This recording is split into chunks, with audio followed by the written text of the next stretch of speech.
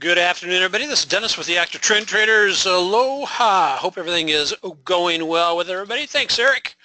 Welcome to the Aftermarket Monday session. We just do a real quick webinar, 10 to 15 minutes, just as fast-paced as we can make it, where we take a look at the indexes and potential stocks that are setting up for the week. All materials are presented for training purposes only.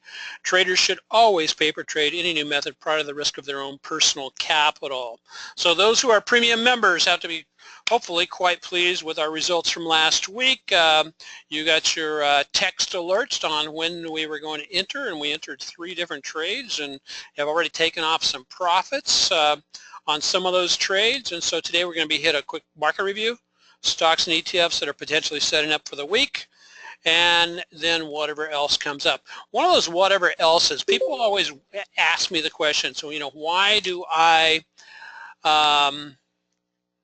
like to suggest to traders, especially when they're first getting started, to take off a part of your position for a profit, let's say when it hits 5% or 10%. Well, the major reason for that is when somebody's getting into trading, a lot of times they can let losses pile up on them, and so they get this kind of like this muscle memory of how to take losses. Well, the reason, if it's easier to make 5% than 10% and easier to make 10% than 20%. And so the thought behind this is basically if you get a series of trades where you're taking the profits off at 5%, it sets up a new muscle memory where you're basically taking profits on winners, and therefore, and it also gets a person in the habit of taking profits off the table, let the rest of the trade run. So that's primarily the reason I do that. Now, hey, somebody can trade the active trend trading system, has a 60% win-loss ratio, and just apply the other rules for taking, closing the trades that are provided by the active trend trading system, and forgo the, taking off some of the profits at 5%. That's totally up to them once they've been properly educated in the active trend trading system. So the stocks and ETFs setting up. One, we basically, if you remember, we highlighted COM last week, COMM, FAS, FAS, TQQ, and of course we're already in a position on WB. We took profits on all those with the exception of COM, COMM. This week, the ETFs.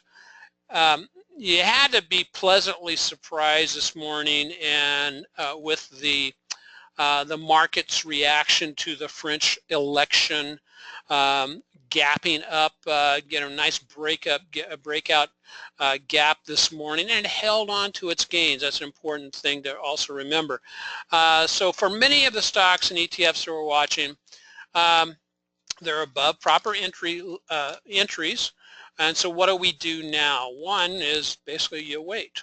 And remember that stocks, ETFs oftentimes run in 2 to 3 week cycles, so it may be another 2 weeks or so before you get back into a potential buy territory on any of these stocks. But there are also what I call second chance entries. I'm going to be putting out a free video before the end of this week, and it's going to be called What to Do If You Miss the Move. How to trade around that. So let's take a look at what the indexes are telling us for today. There we go.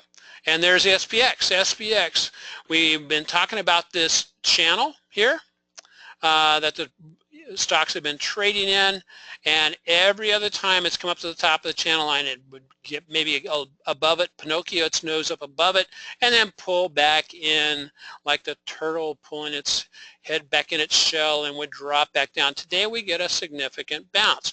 We've got good positive movements on the TSI, moving up through the zero line, momentum move up through the zero line on a daily chart. And as you can see on the market forecast, we get the longer term, I think it's the intermediate line on the momentum swinging back in the upward direction. And on the weekly charts, we get something similar. Look at this. We get a tick up on the TSI. What's that typically mean? Is that at least for a little bit we can expect some further movement. We would like to see on S&P it break out above this level of the 2378 level, which is this past high here.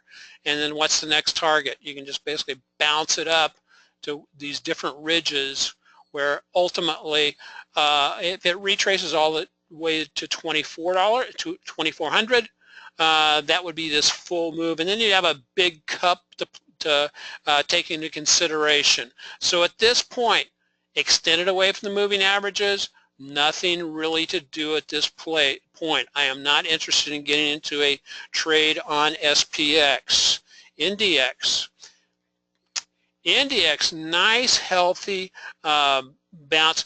Now the thing about Index to keep in mind, and the same thing for the NASDAQ composite, is it is broken clear of the past highs, so it set a new high. Now it's up into uncharted territory, and with a nice gap up past resistance, there's a tendency to continue moving up for a few days, and so that's what we'll potentially be looking at. As you can see by the slope on the TSI, the momentum, and also the turn up on the TSI on a weekly chart, but especially the slope on the daily charts, that was an acceleration move, and so we're moving up, and one can do a couple of things. There is a resistance zone to keep in mind.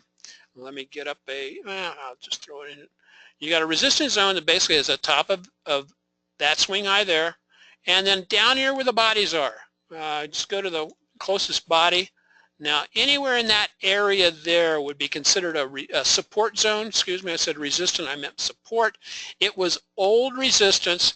Now it should reverse polarity and become a zone of support. So any pullback into that area, watch for it to come down back down to the 8 or 20-day moving averages for an additional bounce. But if the momentum continues, there's a couple of things that could continue the momentum this week. Is one, they're taking up the tax bill this week, and so if they come up with a pretty good tax plan that will reduce taxes on corporations and individuals, you could look for a continued rally. And as you can see, NASDAQ has done really, really well. Russell also, it has now continued up, and on this most recent move, we talked about that last week. On this most recent move, let's see what we have going on here. Let me get a circle. And so we had these lows here, came in, made a slightly lower high, but then we worked our way back down. What's that? That is a reversal off a higher low, which is indicative of a change of momentum, a change of direction, and now we have proceeded on up where we took out these past highs. And so in the short term, Russell is working now on a new uptrend. Again, short-term uptrend. This is on a daily chart, but you get this really nice breakaway back into resistance. You can see on the, let me get rid of that, on the weekly chart. And if it pushes on up, where's its resistance at? About 1414. We get a good move up on the TSI on a weekly basis. And as you can see from the slope of the TSI and the momentum for momentum pushing higher, this is a good slope, meaning that it had some oomph behind the move. So that's what we got going on the indexes. We're doing time-wise. Okay, I got to move quickly. Okay, stocks to watch this week. Let's take a look at LABU, which is a derivative of the IBB, which is the biotech ETF. And so if you are looking to potentially trade this, yeah, there was a good signal back about a week and a half ago. That was an appropriate signal, but now we've got another where we got a red candle closing below a actually a red dot. But we see this kind of breaking down, but it found support there at the 100-day moving average and is now broken to the upside. How do I want to trade this? Well, we broke out past resistance at the 46.84 level. So anywhere in there I'm looking at potential support all the way down to the 50-day moving average. Tie this into the IBB.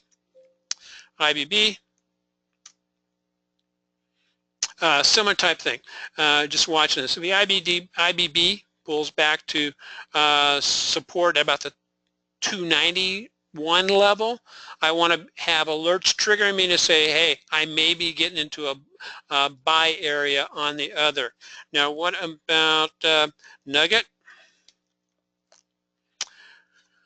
Okay, I am very excited about this time of year. Okay, we are, the closer I get to the end of June and July when gold tends to take off, I'm very, very, I'll just stand by for that because is a big trading time for gold, tends to be very bullish for gold, and so I'm looking for that seasonality to kick into effect.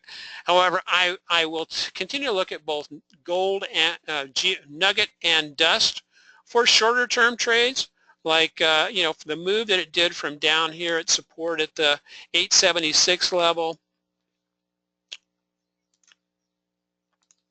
It moved, but I'll realize that these potential moves in this time can be limited. But that was a 31% move, and so you're not going to capture all of that. But if I capture a piece of it, like 15 to 20% of it, that's great.